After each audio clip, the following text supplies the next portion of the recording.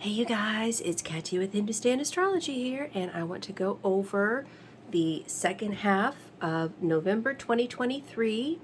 Now, right off the bat, on the 16th, we have at 12:18 a.m. EST, Mars entering Scorpio. Now, this is actually going to be really good, I think, because Mars is right now in Libra, sitting with K2 and a sun that's debilitated. So Mars is feeling very irritable right now. So when he steps away from Libra and goes into Scorpio, he will be in his own sign.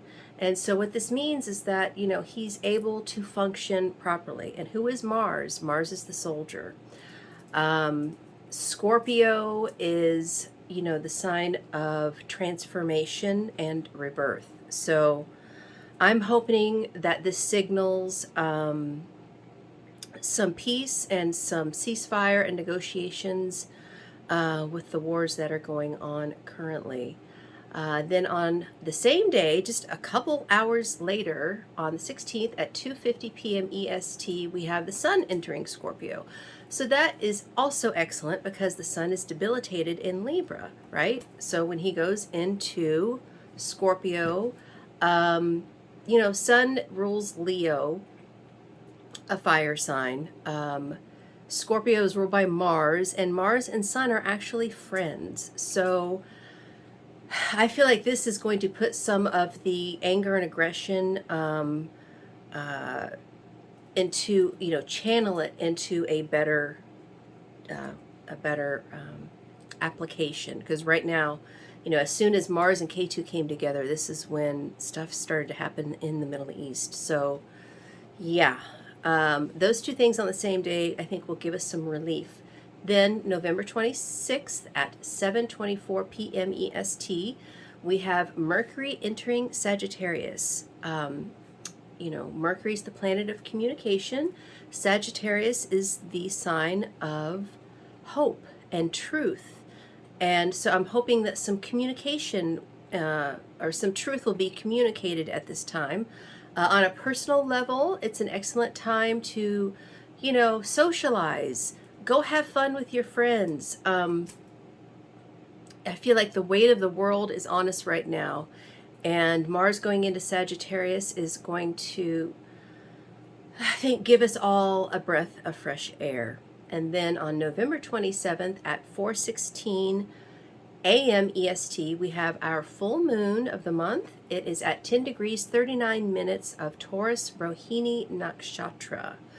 So, what does this mean? Well, Rohini, Taurus is, it's ruled by Venus, and it's an earth sign. It's very practical, pragmatic, work hard, play hard, loves food, loves their family, but can be a little bit stubborn, a lot stubborn, especially when it comes to letting go of like traditional values, right? Like they aren't very adaptable, I guess we should say. They're very fixed. Rohini is the nakshatra of the star of ascent. These people are very lusty. They're very passionate. Rohini's the favorite wife of the moon. The moon stays the longest in Rohini. And this is actually because of an elliptical orbit. But it's the way we see it, the moon stays longer in Rohini. And so, Rohini is the bull's eye. It's the red bull's eye, Aldebaran, the star Aldebaran of Taurus the bull. So very passionate. Things can get heated up. Aldebaran and the opposite star Antares are used in fixed star astrology to determine war. If one of them is on the ascendant for one team, then the other one is on the descendant for the other team, because the seventh house is always your opponent. And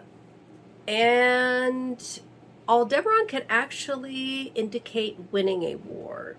So it's going to be interesting to see how this pans out with all the wars going on in the world, right? But Rohini is ruled by the moon, and so there's a very feminine touch here.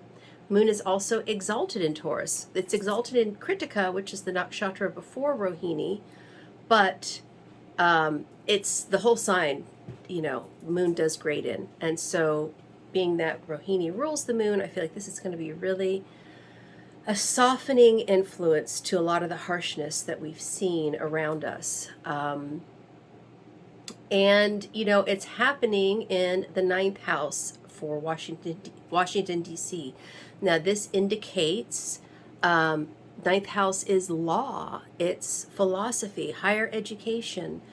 Having the moon there, I'm hoping that we will get to a ceasefire. I mean, it's kind of a moot point at this point, isn't it? I mean, it seems like everybody, it's just very frustrating to watch and being helpless.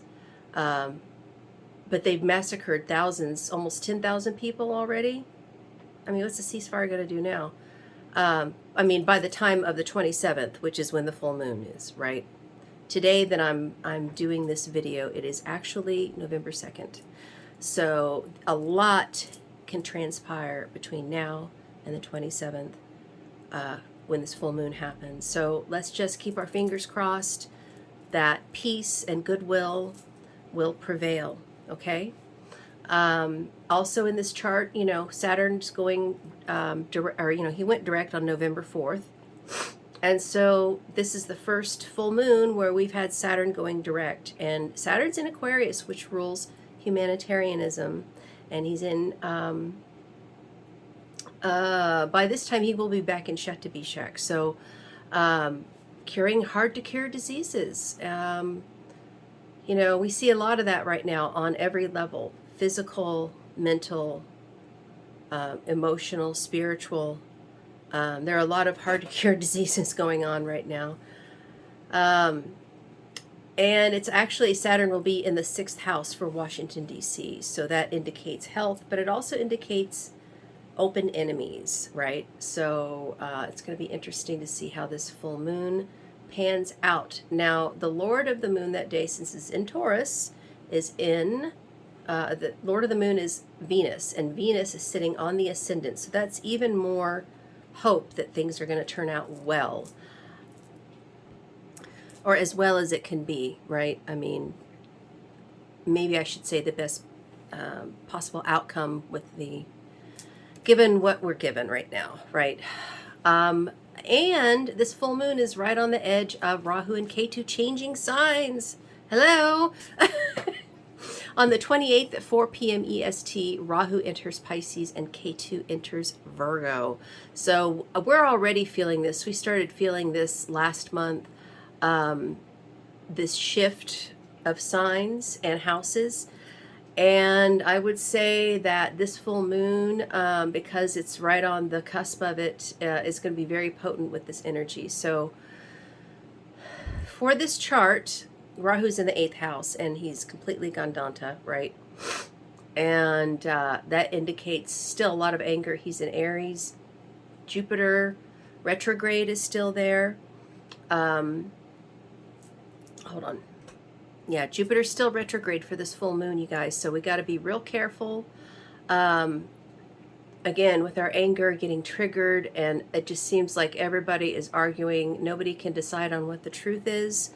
Well, when Mercury goes into Sagittarius, we're gonna see the truth, and people will not be able to dispute it, I think. And especially when the nodes shift, because Rahu in Pisces is about spirituality. And I did a whole video on this with my mentor, Dr. Sandeep Kanholi.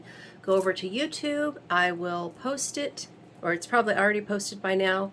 Check it out. I did through all 12 signs how Rahu and Ketu are going to behave.